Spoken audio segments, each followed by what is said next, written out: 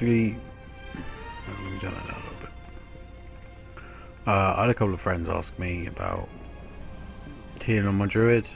Now, in fairness, I have only been doing this on my druid for, well, I boosted this to 90 originally, when it was released, because it was 85 and I didn't want to do the whole leveling process with it, but I wanted to play it. So when I got the option to boost it up, I was like, yeah, I'll do that, that's great. Because obviously, as you know, my paladin was my main at the beginning of the expansion. I'm just going to go in a little bit here about sort of my rotation and what I do when it's relevant and stuff. So obviously, as most of you, I'm not going to go into hit caps and haste caps and that, because it's long, confusing, complicated.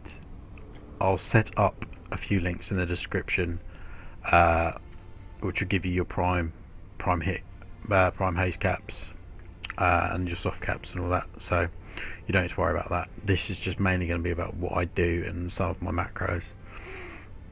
To start off with, I don't use that many macros. I have a couple of keybinds, but other than that, I tend not to really use them because I don't feel that I need to. Right, okay, so obviously, basically, you're always going to want to open up, preferably on pull time. You want to put down your, I have a lot of lag.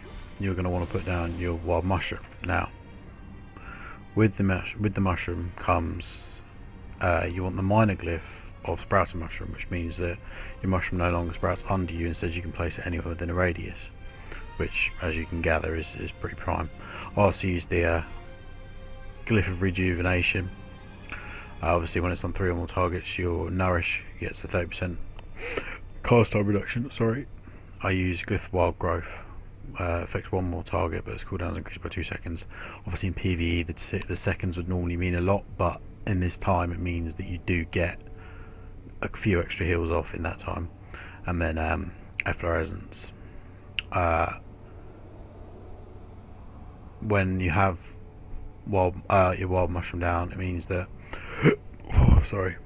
your swift mend will increase the amount of healing by 20%. Now, these are ones that I use. Obviously, personal preference can come in, but these are the sort of ones that I'd use anyway. Back to rotation. So you slap down your circle, and for this temporary time, I'm going to pretend that I am a tank. So you would normally pre-pot, and then you want to slap down 3 wild growth, life bloom, onto the tank, and you want to make sure these are up all the time. You do not want those to drop off, because that's going to be one of your strongest ticks, and basically it's going to be one of the things that's going to keep you up and running throughout the fight. This lag is really bad. And then obviously, when people start dropping, you want to continuously start chucking rejuvenations around. Now, I've got currently 21k spirit, so it's a little bit high, and honestly, I do not need that much. I need to do some reforging, but I've been doing a lot of PvP recently, so not been too bothered about it. So obviously, you want to do this, slapping that around. You want to start throwing your rejuves around. Now, if someone's not spiking in damage, you've got 2 options. You can either slap a swift mend.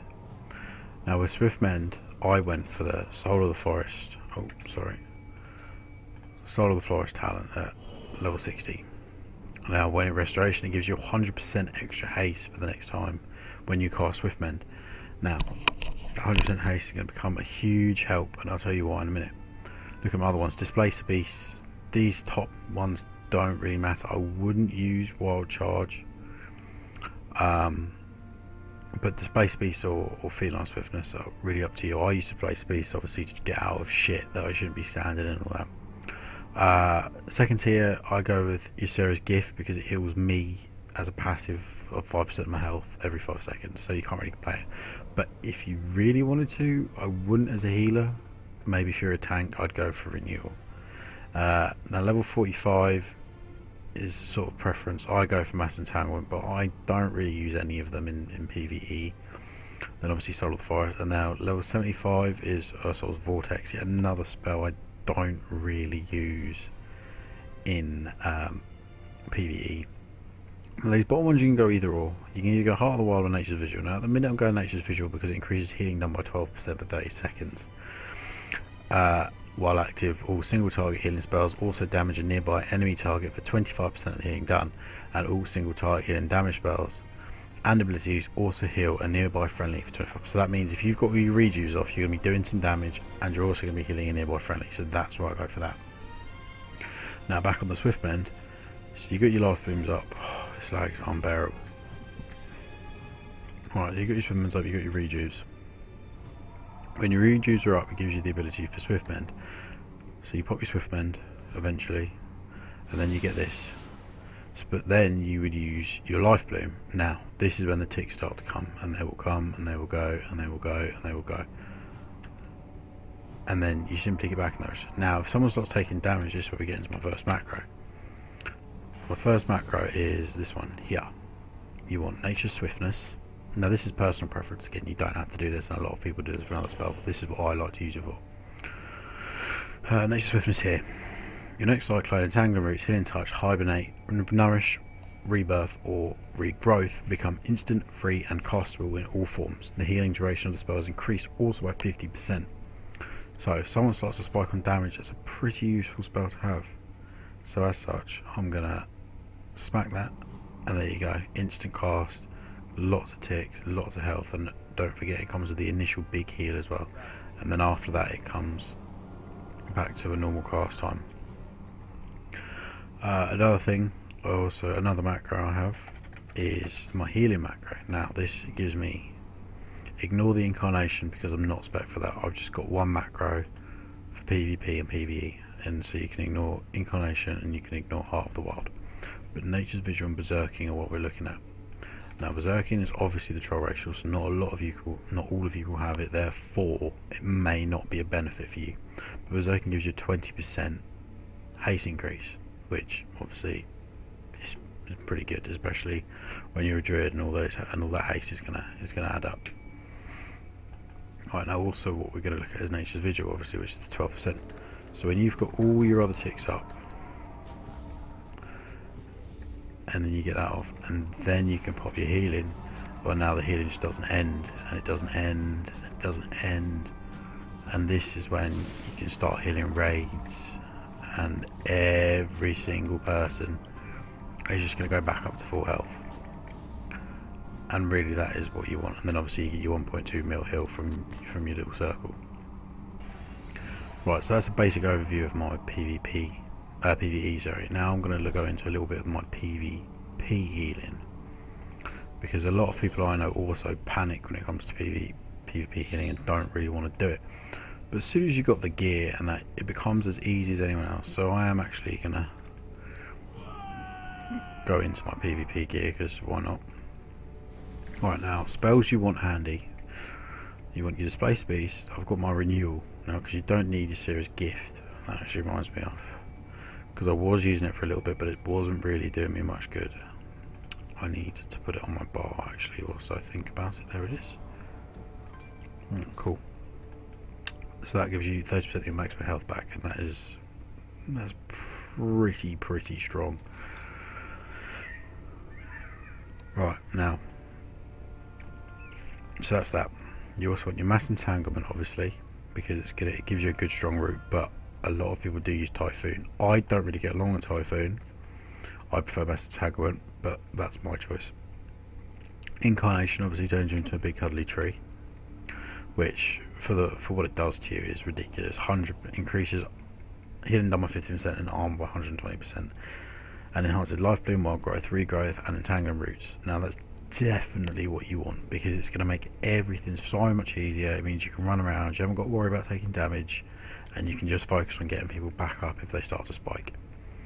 Obviously Ursul's Vortex actually becomes quite useful, especially when it comes to hunters. They're just constantly running around. You want to slap that down near them, they get sucked in, as soon as they run away they get jumped back, and then they get a 50% speed reduction, which is pretty OP, seeing as it's only on a minute cooldown. And then some do go with Heart of the Wild. Increases stamina, agility and intellect by 6% at all times when active. Increases all healing done and dramatically improves the druid's ability to perform roles outside of their normal specialization for 45 seconds. Grants the following benefits based on current specialization. So When you're not in restoration, obviously you get the mana cost of all healing spells reduced by 100%. Guardian Druids may also cast Rejuvenation while shapeshifted, which if you're them is primed. You would pick that any day of the week. Now I chose it because it gives you your armor bonuses, and then spell damage and hit chance increased. Mana cost of all damage spells is reduced. So obviously if you're just jumping around, but I go mainly for the 6% because it's a good little buff. Well, now if we go into my PvP macros, now we can look at this whole thing, and this is some crazy PvP healing. Right, so it's essentially the same as before. Wherever your teammate is, you wanna throw down your wild mushroom, and then you want to keep your life blooms up on essentially who's going to be taking the most damage. Now 9 times out of 10 you're going to get targeted as soon as you come out of stealth, but I always put it on my teammate as soon as I come out of stealth, just bat 3 stacks. Then rejuve on them and myself all the time. I'm mainly focusing on 2v2s here, 3v3s, 5v5s, but battlegrounds I tend to put rejuves on whoever's closest to me at the time. This lag is terrible. And then obviously swift mend. Now this is where it gets a little bit different. Your wild growth, you do not need to use your swift mend buff for. You do not need to use that, because obviously you don't get the soul of the forest anymore. So instead you want to be using it basically off cooldown, stick your rejuve on, and then that over and over and over again. If you're close to each other, then obviously wild growth, but it doesn't really make any difference as you're only getting a normal wild growth. Then obviously you also want to be using nature's grasp. Now this means if someone's attacking you, pop that. As soon as they attack you, they're going to get rooted. Now sometimes people go a little bit try hard and they will trinket out of it, and if they want to do that, that's fine, let them get on with it. I don't really care, because this is where Displaced Beast comes in handy. It just means that you're going to be able to get away and you're not going to have to worry about anything, because it's got a small little cooldown, and it means you're just going to be able to jump around and get away from things as much as you can. Right, now in regards to your iron bark and your bark skin, I personally have made a macro. Now the macro is set to cast iron bark skin and iron bark. Now obviously bark skin is casting yourself and iron bark is on anyone. Now so this is more for me, because a lot of the time in 2v2s the healer gets focused, and when it comes to classes like druids, and so I cannot take that damage, so I normally just pop both on myself, and that's a 50% damage reduction, 40% damage reduction for the next 10 seconds, and that's going to give me enough to heal myself up and heal through whatever they're going to hit me with. Symbiosis is always quite key as well. In 3v3s you want to look at your partners and see what they've got. See, when I do 3v3s I go with my friends who one is a mage and one is a warrior. So in 2v2s, if I'm going with the warrior, obviously I'll get the Demoralizing Roar, I think it's called, which is the warrior's obviously fear, which is pretty good in 2v2. In 3v3, when I'm with a mage, I want the ice block, because obviously you're going to get nuked a lot harder, but it gives you that ability to freeze yourself. And when you're a druid, obviously you hot yourself up, and then you ice block, and you're going to be healing yourself all the way through the ice block. So it's a really good thing to do. Now if we look at my healing macro, basically what you're going to be doing is you want to pop that, and as soon as it goes you turn to a big old Wookiee tree, you're healing for everything, nothing's going to hurt you, you're getting ridiculous ticks, it lasts 25 seconds, you're going to hot everyone up, you're going to run around, you're not going to be touched, they're going to look at you. Now what they are going to do is CC you. Now I would often, when it comes to CC, if it's against the mage, obviously you want to save the deep freeze, but if you pop this and you need it, then obviously you want to drink out of that. But a lot of the time when I drink it, it's really only because I had to. I will often sit there and soak it.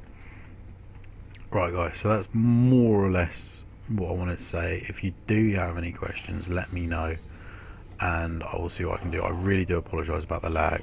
My PC, my internet's been playing up a lot today and I don't know why. But still I hope this video helped a little bit.